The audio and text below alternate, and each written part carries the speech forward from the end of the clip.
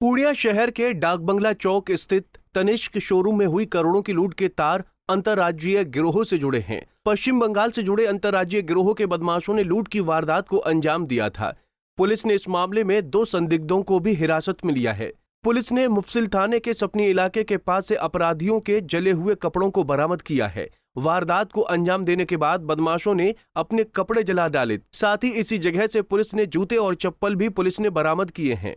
Purnia police ने Tanishq showroom में पड़े डाके से जुड़े कई अहम सुराग जुटाए हैं। एसपी उपेंद्र नाथ वर्मा ने बताया कि 26 जुलाई की दोपहर तनिष्क शोरूम में 3 करोड़ 70 लाख रुपए की ज्वेलरी की लूट हुई थी। इस कांड के आरोपियों की धरपकड़ के लिए पुलिस की ओर से कई टीमें बनाई गई हैं। इनमें पूर्णिया पुलिस की 5 टीम और एसटीएफ की भी 5 टीम बदमाशों को पकड़ने में लगी हुई है। अलग अलग दिशा में और अलग अलग एंगल से पुलिस काम कर रही है। पुलिस ने उस रूट मैप की भी पहचान कर ली है जिस रास्ते लूट की वारदात को अंजाम देने के बाद बदमाश बंगाल की ओर भाग निकले थे। बदमाश लूट की वारदात को अंजाम देने के बाद पंचमुखी मंदिर होते हुए रामबाग के रास्ते सपनी से कदबा दांगी होते हुए कटिहार के सनौली पहुंचे। इसके बाद हसनगंज के रास्ते मनिहारी होते हुए सारे लुटेरे पश्चिम बंगाल के मालदा की ओर भाग निकले।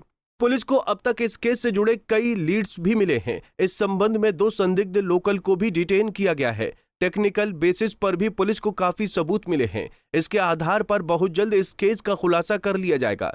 अब तक मिले साक्ष्यों के आधार पर पुलिस ने इनमें से कई अपराधियों की पहचान भी कर ली है और इसके आधार पर लगातार छापेमारी की जा रही है।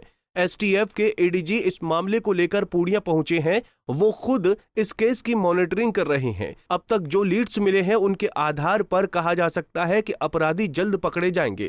पूर्णिया में तनिष्क शोरूम में शुक्रवार को 3 करोड़ 70 लाख रुपए की ज्वेलरी की लूट हुई थी। वारदात को अंजाम देने के बाद अपराधी करीब 1 सप्ताह से शोरूम की रेकी कर रहे थे। लूटपाट के दौरान जिन महिला कर्मियों पर अपराधियों ने पिस्टल तानी थी, उन्होंने कहा कि 1-2 बदमाशों का चेहरा ऐसा लग रहा था कि वो 1 सप्ताह से शोरूम में आ रहे हैं और जेवर भी देखते थे। लग रहा था कि उन्होंने पहले जेवर भी खरीदी थी। महिला स्टाफ ने बताया कि तनिष्क में फेस्टिवल ऑफ डायमंड के तहत एग्जीबिशन भी लगी थी। 10 दिन से ग्राहकों की भीड़ ज्यादा थी। इसी भीड़ में बदमाशों ने रेकी की होगी। लूट के दौरान बदमाशों ने कहा था कि वो लोग आपका कुछ नहीं ले रहे हैं बल्कि रतन टाटा का सामान ले रहे हैं। बदमाश उस वक्त पहुंचे थे जब शोरूम में डायमंड नेकलेस की प्रदर्शनी चल रही थी, जिस वजह से हीरे के महंगे जेवरात की प्रदर्शनी लगाई गई थी। बदमाशों ने पहले चाबी मांगी, हालांकि चाबी न मिलने पर पिस्टल की बट से 7 सूटकेस तोड़ डाले। वो गहनों को एक बैग में समेटने लगे। इसी दौरान एक महिला स्टाफ ने चुपके से सायरन बजा दिया। इसके बाद बदमाश घबरा गए और उन्होंने भागना ही मुनासिब समझा। सायरन नहीं बजता तो अपराधी और भी गहने समेट ले जाते। उम्मीद है कि पुलिस जल्द ही ज्वेलरी सहित सभी बदमाशों को गिरफ्तार कर लेगी। Bureau report, Punjab Kesari TV. हमसे जुड़े रहने के लिए हमारे YouTube चैनल को सब्सक्राइब करें और नई वीडियो की नोटिफिकेशन के लिए बेल आइकॉन को दबाएं। अगर आप ये वीडियो Facebook पर देख रहे हैं तो लाइक जरूर करें और ज्यादा से ज्यादा शेयर करें। धन्यवाद।